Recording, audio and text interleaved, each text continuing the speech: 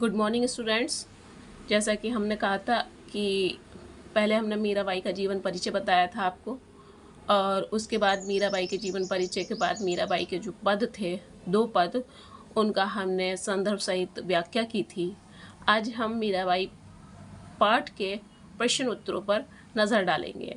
ये class 10th है और बुक स्पर्श है। तो चलिए शुरू करते हैं।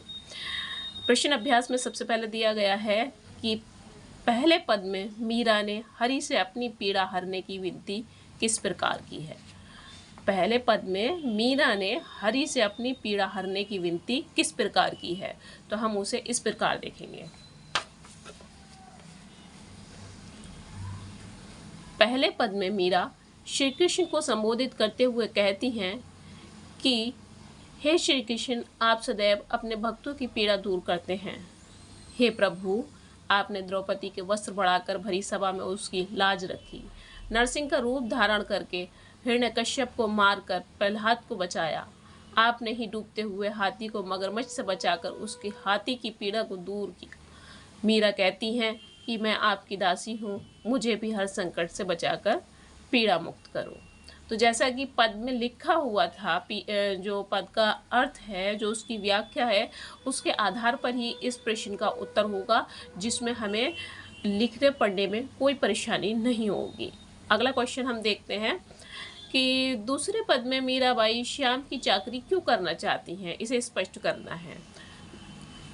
दूसरे पद में इसका उत्तर इस प्रकार होगा कि दूसरे पद में मीरा श्याम की चाकरी इसलिए करना चाहती हैं क्योंकि वह श्री कृष्ण को सर्वस्व समर्पित कर चुकी हैं।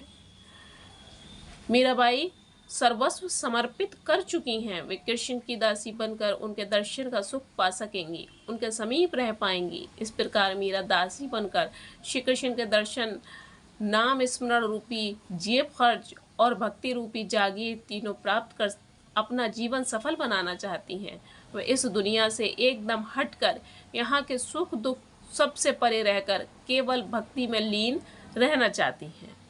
तो हमने प्रश्न 2 का उत्तर को भी देख लिया है। अब हम प्रश्न नंबर 3 पर आते हैं। मीराबाई ने श्री कृष्ण के रूप सौंदर्य का वर्णन कैसे किया है। ये बहुत आसान शब्दों में है और जैसा कि पद में व्याख्या की गई थी तो उसी प्रकार है। मीराबाई ने अपने पदों में श्री कृष्ण के रूप सौंदर्य का बड़ा ही अद्भुत वर्णन किया है। वह श्री कृष्ण के रूप सौंदर्य का वर्णन करते हुए कहती हैं कि उन्होंने सिर पर मोर मुकुट धारण किया है और तन पर पीले कपड़े सुशोभित हैं। गले में वैजयंती फूलों की उनके माला उनके सौंदर्य में 4 चांद लगा रही है। इस प्रकार की वेशभूषा में श्री कृष्ण बांसुरी बजाते हुए वृंदावन की गलियों में गाय चराते हैं तो उनका रूप बड़ा ही मनोरम लगता है। तो हमने प्रश्न 3 इस प्रकार देख लिए हैं। अब हम देखते हैं प्रश्न नंबर 4। प्रश्न नंबर 4 में मीराबाई की भाषा शैली पर प्रकाश डालने के लिए कहा गया है। तो चलिए उनकी भाषा शैली पर प्रकाश डालते हैं। मीराबाई की भाषा राजस्थानी मिश्रित ब्रज भाषा है। चूँकि वो राजस्थान से थी इसलिए उनकी भाषा राजस्थानी मिश्रित ब्रज भाषा है। इसके साथ ही गुजराती शब्दों का भी प्रयोग हुआ है। इसमें सरल सहज आम बोलचाल की भाषा है। पदावली कोमल, भावानुकूल और प्रवाहमय है। उनके पदों में भक्ति रस है। इनके पदों में अनुप्रास, पुनरुक्ति, प्रकाश, रूपक, उत्प्रेक्षा आदि अलंकारों का प्रयोग हुआ है।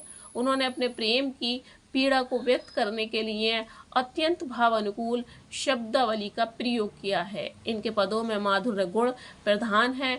शांत रस के दर्शन होते हैं। मीरा ने मुक्तज्ञ पदों की रचना की है जिनमें उनके दर्द की भी अभिव्यक्ति होती है। चलिए प्रश्न नंबर 5 की तरफ बढ़ते हैं। मीरा श्री कृष्ण को पाने के लिए क्या क्या कार्य करने को तैयार हैं, तो इसका उत्तर इस प्रकार होगा। मीराबाई ने श्री कृष्ण को प्रियतम के रूप में देखा है। वे बार बार श्री कृष्ण के दर्शन करना चाहती हैं। वे कृष्ण को पाने के लिए अनेक कार्य करने को तैयार हैं। वे कृष्ण की सेविका बनकर उनके साथ रहना चाहती हैं। उनके विहार करने के लिए बाग बगीचे लगाना चाहती हैं। वृंदावन की गलियों में कृष्ण के गुणगान करना चाहती हैं। ऊंचे ऊंचे महलों में खिड़कियां बनवाना चाहती हैं ताकि आसानी से कृष्ण के दर्शन प्राप्त कर सकें। वे उनके दर्शन के लिए कुसुम्बी साड़ी पहनकर यमुना के तट पर आधी रात को प्रतीक्षा करने को तैयार है। वे अपने आराध्य गिरधर गोपाल से मिलने के लिए कुछ भी करने को तैयार है। तो इस प्रकार इस पाठ के प्रश्न 5 थे। बाकी जो इन्होंने पूछा है कि निम्नलिखित पंक्तियों का काव्य सौंदर्य स्पष्ट कीजिए, तो जो हमने पदों की व्याख्या की थी और उसमें काव्य सौंदर्य बताया है, आपके लिए वही काफ़ी रहेगा। और प्रश्नों के उत्तर पूरे हो चुके हैं, तो इसलिए ये पार्ट तो लगभग पूरा हो चुका है। अगली वीडियो में हम अगले पार्ट के बारे में बात करेंगे। तब तक के लिए गुड लक, गुड बाय, और शेयर करना, सब्सक्राइब करना और लाइक करना नहीं भूलिएगा, और कमेंट्स में ज़रूर बताइएगा कि आपकी समझ में क्या आया।